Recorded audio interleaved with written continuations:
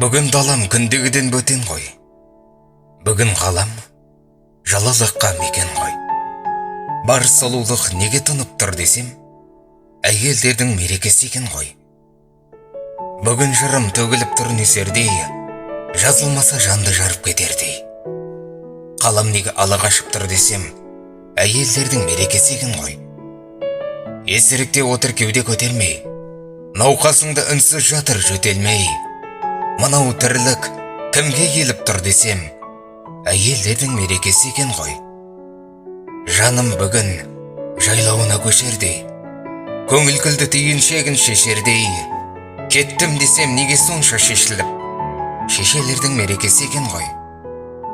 Әйелсіз үй, әйелсіз күн бекер ғой. Әйел менен әлем сұлу екен ғой. Адам біткен аңсап жүрген жалалық әйелдердің қабағында екен ғой. Сөйлеңдерші әйелге шу көтермей, бүгін міне мерекесі екен ғой. Әйел кімде бақылсыз сөз бастаса, бірі қызың, бірі жарың, ал біреуі шешең ғой.